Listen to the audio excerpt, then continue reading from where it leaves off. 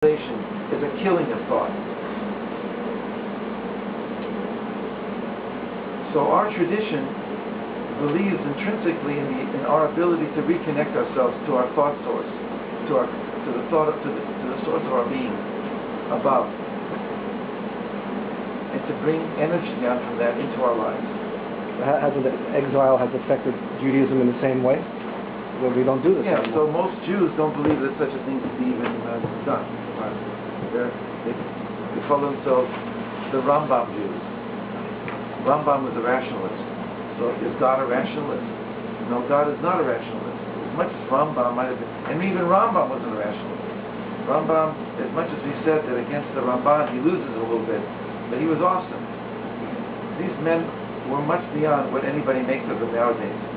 What we have to do is to reopen ourselves to the whole of Jewish history, of the history of consciousness, that it comes down to our generation.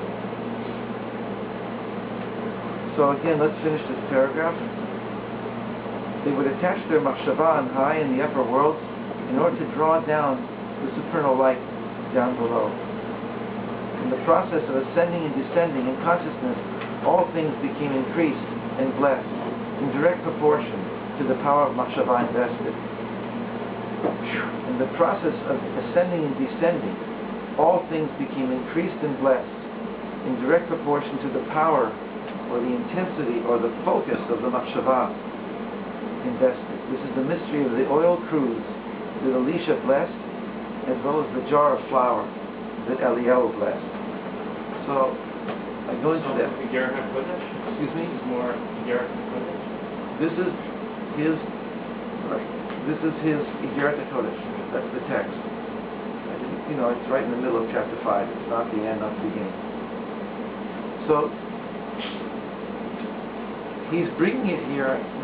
I don't bring that part, but he's bringing it in the context that if the husband and wife can do this in marital relations, they can bring down higher souls. Right?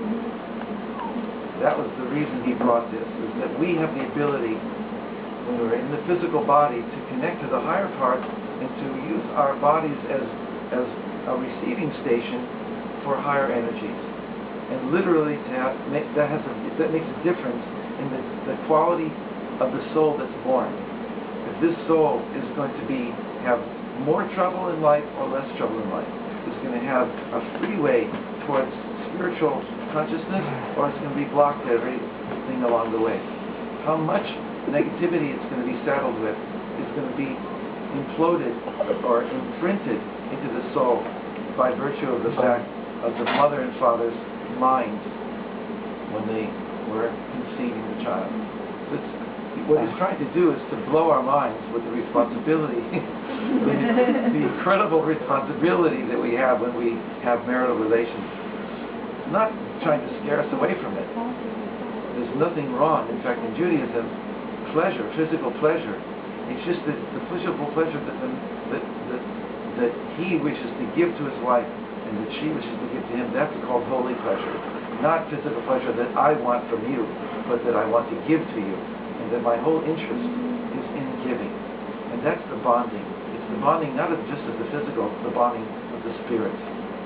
How can someone think about all this when he's doing the mitzvah? One of the intentions, one of the simple intentions, you're right, but one of the simple intentions in marital relations is that our mouths are, each one of us is a full Yud Kei Vav Kei. We embody Hashem's name. But relative to each other, the man embodies the Yud and the woman embodies the Hey. And then below, the man embodies the Vav and the woman embodies the Hey. So we create, when we're together, a full Yud Kei Vav Kei. And this is a holy kavanah, a holy intention, and it's simple and beautiful. It doesn't take a lot of thought. It's a simple but beautiful and powerful intention to have. That we are the form of holiness, and that when Hashem allows us to come together, we come together in holiness, and we can create out of that life. So there's the world that we live in now, especially in the later years of where we're having what people have done to their minds with pictures and movies. In the old days it was magazines, and then now it became the movies, and then became the web. We live in that sense, in the sickest moment in history, what they've done to the human body. And anybody knows, people get addicted and their lives can get ruined. It's really something to stay away from. There's nothing, we're human and we make mistakes. And we can even do things that are not the best for ourselves. But to go and to look at things that are so powerful, you can't overcome them. To even go there, that's not looked upon very well in heaven. Again, if a person did it and doesn't know how to get out, but they ask for help, and they work, and they really work to get over this addiction, then they're clean. They're okay. Hashem will help them. But somebody who stays in it and keeps making excuses and says, I can't stop it, and I can't stop it, and I can't stop it, you can stop it if you want to. I'm very strong on this, because I know it from my own life when I was younger, even before it was as bad as it is.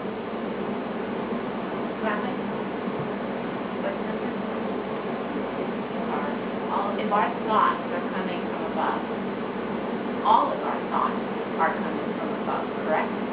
No. So it's not all coming from Hashem. So Hashem did not also create to get power. Well, everything comes from Hashem, but you can't say it's my Yetzer Hara's fault. I have to take responsibility. I am the one who's thinking these thoughts. And I have to work on myself and get help to be able to not do this. And there are ways to do it. So it's a deep philosophical issue where thoughts come from, for sure. I'm not going to say that I give you the definitive answer. But if we begin to know ourselves, when did I begin to think certain things? Or when I do begin to think something, can I catch it in the bud? Or do I have to let it, what do I do with thoughts? So if I live inside myself and thoughts are real to me, then I have more of a fighting chance. But if I'm on the outside and I don't even know who I am, I don't even know what I'm made up of. Nobody tells me who I am. My inner life is a closed book, and it runs me instead of me running it. Or I shouldn't say it like that, because I don't say I'm in control. But if my inner life is a closed book and I don't even know how to enter into my being, I believe that Jewish prayer is in order to enter into my being. I believe that Rabbi Nachman is teaching me to go inside and to talk to God from there. And that's the deepest form of prayer. So, but it means, anyway, it means going inside and taking responsibility to the extent possible. Prayer can't take the place of love. Torah can't take the place of a wife. The reason why a person is doing this is because he's lonely, he's not married, he's not in love with his wife, doesn't have a love. He doesn't, whatever he's doing with the bad stuff is just a manifestation of something that's missing in his life that brought him to that. If he was loving properly, if he was not alone, right. If he had other things going on, that stuff wouldn't happen because it's right. filling up the space. The empty space is bringing all the stuff. So a lot of people think they can heal themselves by Torah, and in reality they have to get married, or they have to have a good friend. A lot of people think, and I think they can heal themselves to a certain point. You can't substitute a human being for prayer. I mean, a prayer for human beings. You need a human being, you need friends in your life. You need to get married. You need to have relationships. May your words reach all of our ears. Yes, I agree. There's nothing like a husband and wife team. It grows. It grows together. And even if we have things that happen, what I call the bumps in the road, but every bump you go over helps you to realize more and more that this is the person you're meant to be with. And I bless all of us that we should be with that person. And we should be able to grow. Because without that person, without my wife, I wouldn't be anywhere right now. I'd still be I'd still be in trouble.